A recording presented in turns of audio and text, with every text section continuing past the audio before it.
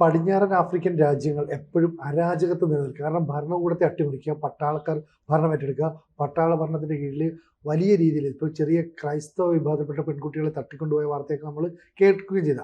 ഇപ്പോൾ ഈ ഗിനി ബിസാവോയിലും ഇതുപോലെ തന്നെ ഭരണകൂടത്തെ അട്ടിമറിച്ച് പട്ടാളം ഭരണം ഏറ്റെടുത്തിരിക്കുന്നു. ശരിക്കും എന്താണ് അവിടെ നടക്കുന്നത്? അതായത് അവിടെ സഹേൽ സ്റ്റേറ്റ്സ് എന്ന് പറയും. ആ സഹേൽ സ്റ്റേറ്റ്സിൽ പലതിലും ഇപ്പോൾ പട്ടാള ഭരണമാണ് നടന്നുകൊണ്ടിരിക്കുന്നത്. അത് പൊതുവെ ഈ പട്ടാള ഭരണം നടക്കുന്ന രാജ്യങ്ങൾ ഈ വെസ്റ്റിനെതിരെ, അതായത് യൂറോപ്പിനും അമേരിക്കയ്ക്കൊക്കെ എതിരായിട്ട് നിൽക്കുകയും റഷ്യയോട് അനുകൂലമായിട്ട് നിലപാടെടുക്കുകയും ചെയ്യുന്ന രാജ്യങ്ങളായിട്ടാണ് അറിയപ്പെടുന്നത്. ഈ പശ്ചിമ ആഫ്രിക്കയിലെ ഈ പട്ടാള ഭരണം നടക്കുന്ന പല രാജ്യങ്ങളും റഷ്യൻ അനുകൂലമാണ് എന്നാണ്. പക്ഷെ ആ രാജ്യങ്ങളിലാണ് ഈ ജിഹാദി സംഘടനകൾ, ബോക്കോ ഹറാം പോലുള്ള സംഘടനകളൊക്കെ പ്രവർത്തിക്കുന്നത് എന്നുള്ളതും അറിയാം. അപ്പോൾ അതുകൊണ്ട് ഈ ഫുലാനി ജിഹാദി സംഘടനകൾ, ഇസ്ലാമിക സംഘടനകൾ ഇങ്ങനെ ഒക്കെ പ്രവർത്തിക്കുന്നത്. അപ്പോൾ ഈ ജിഹാദി സംഘടനകളെ ചെറുക്കാൻ റഷ്യയിൽ നിന്ന് സഹായം ഇവർ പ്രതീക്ഷിച്ചിരുന്നതാണ് ഈ പട്ടാള ഭരണകൂടങ്ങൾ. വാഗ്നർ സംഘം ഉണ്ടല്ലോ, വടകൊലയാളികൾ, വാഗ്നർ സംഘത്തിനെയൊക്കെ അവർ ക്ഷണിച്ചൊക്കെ നോക്കിയതാണ്. പക്ഷെ ഈ വാഗ്നർ സംഘത്തിനും അവിടുന്ന് പിന്തിരിഞ്ഞ് ഓടേണ്ടി വന്നു ഈ ജിഹാദി സംഘടനകളുടെ ആക്രമണങ്ങൾ കൊണ്ട്. ഇപ്പോൾ 300ഓളം വിദ്യാർത്ഥികളെ അവിടെ സെന്റ് മേരീസ് സ്കൂളിൽ നിന്ന് നൈജീരിയയിൽ തട്ടിക്കൊണ്ടുപോയിരുന്നല്ലോ. നൈജീരിയയിൽ ക്രിസ്ത്യാനികൾക്കെതിരെ ഇത്തരം ആക്രമണങ്ങൾ, ജിഹാദി ആക്രമണങ്ങൾ തുടർന്നാൽ ഞങ്ങൾ നൈജീരിയയിൽ ഇടപെടും എന്ന് ട്രംപ് മുന്നറിയിപ്പ് കൊടുത്തിരുന്നു. മുന്നറിയിപ്പ് കൊടുത്ത ശേഷമാണ് ഈ 300 വരെ തട്ടിക്കൊണ്ടുപോയിരിക്കുന്നത്. പലപ്പോഴും ഈ വൈദികരെയൊക്കെ തട്ടിക്കൊണ്ടുപോയിട്ട്, കത്തോലിക്ക വൈദികരെയൊക്കെ തട്ടിക്കൊണ്ടുപോയിട്ട് ഈ ബന്ധിപ്പണം അല്ലേ, അത് റാൻസം ഇവര് വിലപേശി വാങ്ങിക്കാറും ഒക്കെ ഉണ്ട്. അങ്ങനെയൊക്കെയാണ് ഭീകരർ ജീവിച്ചു പോകുന്നത് അവിടെ. അപ്പം അങ്ങനത്തെ ഒരു സ്ഥലമാണ് ഈ ഗിനി ബിസാവോ എന്ന് പറയുന്നത്. ഗിനി ബിസാവോ എൻ്റെ മനസ്സിൽ നിൽക്കുന്നത് എങ്ങനെയാണെന്ന് വെച്ച് കഴിഞ്ഞാൽ, മുമ്പ് ഞാൻ തിരുവനന്തപുരത്ത് ജോലി ചെയ്യുന്ന കാലത്ത് ഈ പത്മലോചനൻ കൊല്ലം മേയറൊക്കെ ആയിരുന്നു. CITU നേതാവൊക്കെ ആയിരുന്നു. മറ്റേ എന്തോ ഒരു സിംഗപ്പൂർ ബന്ധമൊക്കെ ഉണ്ടായിരുന്ന ആളാണ്. ഭാര്യ സിംഗപ്പൂരിൽ നിന്നുള്ള ആളാണെന്നൊക്കെയാണ് എൻ്റെ ഓർമ്മ. അപ്പോൾ ഈ പത്മലോചനൻ കശുവണ്ടി വികസന കോർപ്പറേഷൻ ചെയർമാനായിരുന്ന ആ കാലത്ത് ഗിനി ബിസാവോയിൽ നിന്ന് തോട്ടണ്ടി ഇറക്കുമതി ചെയ്തു. അപ്പൊ അതിൻ്റെ അകത്ത് അത്ര ശരിയല്ലാത്ത കുറെ കാര്യങ്ങൾ നടന്നു എന്ന് പറഞ്ഞിട്ട് മലയാള മനോരമയിൽ ഒരു 1987-88 അല്ലെങ്കിൽ 90ന്റെ അടുത്തൊക്കെ ഒരു പരമ്പര വന്നിരുന്നു, ഗിനി ബിസാവോ തോട്ടണ്ടി ഇറക്കുമതി. അതിൽ നിന്നുള്ള പൈസ കൊണ്ടാണ് മാഞ്ഞാലിക്കുളത്ത് പാർട്ടി ഒരു കെട്ടിടം ഉണ്ടാക്കിയത്, പത്രത്തിന് കെട്ടിടം ഉണ്ടാക്കിയതെന്നൊക്കെ ആരോപണമൊക്കെ ഉണ്ടായിരുന്നു അവരുടെ വിഭാഗീയതയുടെ ഭാഗമായിട്ട്. അപ്പൊ ഗിനി ബിസാവോ അന്ന് ശ്രദ്ധയിൽ വന്നിട്ടുള്ള സ്ഥലമാണ്, തോട്ടണ്ടി കൃഷി ഉള്ള സ്ഥലമാണ് എന്നർത്ഥം. അപ്പോൾ ഈ ഗിനി ബിസാവോയിൽ ഇപ്പോൾ തെരഞ്ഞെടുപ്പ് നടന്നത്, പ്രസിഡന്റ് സ്ഥാനത്തേക്ക് തെരഞ്ഞെടുപ്പ് നടന്നത് 3 ദിവസം മുമ്പാണ്. അതിൻ്റെ ഫലം ഇന്നാണ് വരേണ്ടത്. അപ്പം അത് വരാനിരിക്കെ ആണ് അവിടെ പട്ടാളം പ്രസിഡന്റിന്റെ കൊട്ടാരത്തിലേക്ക് ചെന്ന് പ്രസിഡന്റിനെ അറസ്റ്റ് ചെയ്തു.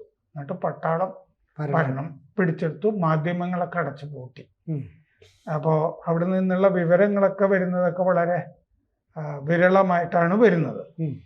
അപ്പോൾ തെരഞ്ഞെടുപ്പ് ഫലം അട്ടിമറിക്കാൻ പ്രസിഡന്റ് ശ്രമിച്ചു എന്ന് പറഞ്ഞിട്ടാണ് പ്രസിഡന്റ് ഉമാറോ സിസോക്കോ എംബോളോ ശ്രമിച്ചു എന്ന് ആരോപിച്ചിട്ടാണ് പട്ടാളം അവിടെ അട്ടിമറി നടത്തിയിരിക്കുന്നത്. അപ്പോൾ മയക്കുമരുന്ന് പ്രഭു, മയക്കുമരുന്ന് വീരൻ, മയക്കുമരുന്ന് സംഘത്തെയൊക്കെ നിയന്ത്രിക്കുന്ന ഒരാളുടെ സഹായത്തോടു കൂടിയും വിദേശ ശക്തികളുടെ സഹായത്തോടു കൂടിയും ഈ പ്രസിഡന്റ് എംബോളോ ഇതിന് ശ്രമിച്ചു എന്നാണ് പട്ടാള മേധാവിയുടെ ആരോപണം. അപ്പോൾ അതിർത്തി അടച്ചു, മറ്റേ ഗിനി ബിസാവോയുടെ അതിർത്തി അടച്ചു, മാധ്യമങ്ങളൊക്കെ അടച്ചു പൂട്ടി. അപ്പോൾ അവിടെ ഗിനി ബിസാവോയ്ക്ക് സ്വാതന്ത്ര്യം കിട്ടിയ കാലം മുതൽ 4 പട്ടാള അട്ടിമറികൾ അവിടെ നടന്നിട്ടുണ്ട്. ഇത് 4ാമത്തെ. ഒരു പട്ടാള അട്ടിമറിക്കുള്ള ശ്രമം കഴിഞ്ഞ മാസം നടന്നിരുന്നു അവിടെ. അപ്പോൾ ലാറ്റിൻ അമേരിക്കയും യൂറോപ്പും തമ്മിൽ ഈ മയക്കുമരുന്ന് കച്ചവടം അതിൻ്റെ ഒരു ഇടത്താവളം എന്നുള്ള നിലയ്ക്കാണ് ഗിനി ബിസാവോ. തൊട്ടണ്ടിയേക്കാൾ കൂടുതൽ മയക്കുമരുന്നിനാണിപ്പോൾ ഗിനി ബിസാവോ അറിയപ്പെടുന്നത്. ലാറ്റിൻ അമേരിക്കയിൽ നിന്ന് യൂറോപ്പിലേക്ക് മയക്കുമരുന്ന് പോകുന്നത് ഗിനി ബിസാവോ വഴി ആണ് എന്നാണ് നമുക്ക് മനസ്സിലാകുന്നത്. അപ്പോൾ ഞായറാഴ്ച ആയിരുന്നു തെരഞ്ഞെടുപ്പ് നടന്നത്, പ്രസിഡന്റ് തെരഞ്ഞെടുപ്പ്. അപ്പോൾ പ്രസിഡന്റ് ഈ എംബാളോ ക്കെതിരെ പ്രസിഡന്റ് സ്ഥാനത്തേക്ക് മത്സരിച്ചത് പ്രതിപക്ഷത്ത് നിന്നുള്ള ഫെർണാണ്ടോ ഡയസ് ആയിരുന്നു. അപ്പോൾ ഇരുവരും ചൊവ്വാഴ്ച വിജയം അവകാശപ്പെട്ടിരുന്നു, ഫെർണാണ്ടോയും. ശരിക്കും അവിടുത്തെ ശക്തമായ പാർട്ടിയുടെ ഒരു പ്രസിഡന്റ് സ്ഥാനാർത്ഥി വരേണ്ടതായിരുന്നു എംബോളോക്കെതിരെ. പക്ഷെ ആ പാർട്ടിയെ നിരോധിച്ചു കളഞ്ഞു എംബോളോ. അപ്പോൾ പ്രസിഡന്റിന്റെ കൊട്ടാരത്തിൻ്റെ അടുത്തുള്ള വഴികളൊക്കെ അടച്ചു ഈ പട്ടാളം. എന്നിട്ട് ഒരു സംഘം പ്രസിഡന്റിന്റെ കൊട്ടാരത്തിന്റെ പുറത്തെ ഗാർഡുകളൊക്കെ ആയിട്ട് ഏറ്റുമുട്ടി. അത് കഴിഞ്ഞാണ് അകത്ത് കടന്നത്. അപ്പോൾ ഈ election commission, national election commission, അവരാണല്ലോ പ്രസിഡന്റ് തെരഞ്ഞെടുപ്പ് നടത്തിയത്. അപ്പോൾ അതിൻ്റെ അടുത്തും വെടിയൊച്ചകൾ കേട്ടു എന്ന് ആളുകൾ പറയുന്നുണ്ട്. ഇലക്ഷൻ കമ്മീഷൻ ചീഫിനെ അറസ്റ്റ് ചെയ്തു. ഈ വാർത്തയുണ്ടല്ലോ, ഇലക്ഷൻ കമ്മീഷൻ ചീഫിനെ അറസ്റ്റ് ചെയ്തു എന്നുള്ളത്, അത് രാഹുൽ ഗാന്ധിയെ സന്തോഷിപ്പിക്കേണ്ടതാണ്. ജ്ഞാനേഷ് കുമാറിനെതിരാണല്ലോ. എവിടെയെങ്കിലും ഒരു ഇലക്ഷൻ കമ്മീഷൻ ചീഫിനെ അറസ്റ്റ് ചെയ്തു എന്നൊക്കെ കേട്ടാൽ കോൺഗ്രസ്സുകാർക്കൊക്കെ സന്തോഷം ഉണ്ടാകേണ്ടതാണ്. അത് ഇലക്ഷൻ കമ്മീഷൻ പൂട്ടി മുദ്രവെക്കുകയും ചെയ്തു. ഇതും രാഹുൽ ഗാന്ധിയെ സന്തോഷിപ്പിക്കാവുന്ന വിവരമാണ്. അപ്പൊ എംബാളോയുടെ ഈ പ്രസിഡന്റ് എംബാളോയുടെ കാലാവധി തീർന്നിട്ടും ഇയാൾ തുടർന്നുകൊണ്ടിരിക്കുകയായിരുന്നു എന്നാണ് ആരോപിക്കപ്പെടുന്നത്. 5 വർഷമാണ് അവിടുത്തെ ഭരണഘടന അനുസരിച്ചിട്ട് പ്രസിഡന്റിന്റെ കാലാവധി. എംബാളോ 2020 ഫെബ്രുവരിയിലാണ് പ്രസിഡന്റ് ആയത്. അപ്പോൾ ഈ കൊല്ലം ഫെബ്രുവരി 27-ാം തീയതി കാലാവധി തീർന്നതാണ്. പക്ഷെ സുപ്രീം കോടതി വിധിച്ചു സെപ്റ്റംബർ 4 വരെ തുടരാം എന്ന് വിധിച്ചിരുന്നു. സുപ്രീം കോടതി എന്ന് പറഞ്ഞാൽ ഇയാള് ഭീഷണിപ്പെടുത്തിയിട്ട് ചെയ്തതായിരിക്കും എംബാളോ, അങ്ങനത്തെ ഇതല്ലേ. അവിടുത്തെ പ്രതിപക്ഷ നേതാവ് ഫെർണാണ്ടോയെയും അറസ്റ്റ് ചെയ്തിട്ടുണ്ട് പട്ടാളം. ഈ പ്രസിഡന്റ് സ്ഥാനാർത്ഥിയായിരുന്നല്ലോ പ്രതിപക്ഷത്ത് നിന്ന് ഫെർണാണ്ടോ, അയാളെയും അറസ്റ്റ് ചെയ്തു. അപ്പോൾ പ്രധാനപ്പെട്ട പ്രതിപക്ഷ പാർട്ടി എന്ന് പറയുന്നത് ആഫ്രിക്കൻ പാർട്ടിയാണ്. അതിൻ്റെ നേതാവ് ഡോമിംഗോസ് സിമിയോസ് പെരേരയെയും നേരത്തെ അറസ്റ്റ് ചെയ്തിട്ടുണ്ട്. പെരേര മുൻ മന്ത്രിയാണ്. അയാളായിരുന്നു പ്രധാന എതിരാളി എംബോളോയ്ക്ക്. പക്ഷെ അയാളുടെ പാർട്ടിയെ നിരോധിച്ചു. അയാൾക്ക് മറ്റേ പ്രസിഡന്റ് തെരഞ്ഞെടുപ്പിൽ മത്സരിക്കാൻ പറ്റാതാക്കി. അപ്പോൾ അത് കഴിഞ്ഞ് അയാൾ ഈ ഫെർണാണ്ടോയെ പിന്തുണയ്ക്കുകയാണ് ചെയ്തത് പ്രസിഡന്റ് സ്ഥാനത്തേക്ക്. അപ്പോൾ അവിടെ പോപ്പുലർ ഫ്രണ്ട് എന്ന് പറഞ്ഞാൽ അവിടുത്തെ സംഘടന, അവരാരോപിച്ചിരിക്കുന്നത് ഇത് എംബാളോയും പട്ടാളവും തമ്മിലുള്ള ഒരു ചുറ്റിക്കളി ആണെന്നാണ്. അപ്പോൾ അവർ പറയുന്നത് എന്താണെന്ന് വെച്ച് കഴിഞ്ഞാൽ, ഈ പട്ടാളം ഇപ്പോൾ എംബാളോയെ അറസ്റ്റ് ചെയ്തല്ലോ, ഇനി താൽക്കാലിക പ്രസിഡന്റിനെ എടുക്കും. അത് കഴിഞ്ഞ് എംബാളോയെ തന്നെ പ്രസിഡന്റായിട്ട് അവരോധിക്കും എന്നാണ്. അതിൽ എന്തെങ്കിലും സത്യമുണ്ടോ എന്ന് നമുക്കറിയില്ല. എംബാളോ ഈ പട്ടാളവുമായിട്ട് ഈ കൂട്ടുകച്ചവടം നടത്തിയതാണ് എന്ന് വിശ്വസിക്കാൻ പ്രയാസമാണ്. കാരണം ഇത് പട്ടാള അട്ടിമറികൾ നടക്കുന്ന ഒരു മേഖലയാണല്ലോ പശ്ചിമാഫ്രിക്ക. അവിടെ ഈ മാലി, നൈജർ, ബുർക്കിന ഫാസോ ഈ 3 രാജ്യങ്ങളും പട്ടാളമാണ് ഭരിക്കുന്നത് ഈ മേഖലയിൽ. ഗിനിയിൽ 2021 ഈ പട്ടാള ജനറൽ മമാദി ഡുംബോയ അധികാരം ഏറ്റെടുത്തു. ഗാബോണിൽ 2021 പട്ടാള അട്ടിമറി നടന്നിട്ടുണ്ട്.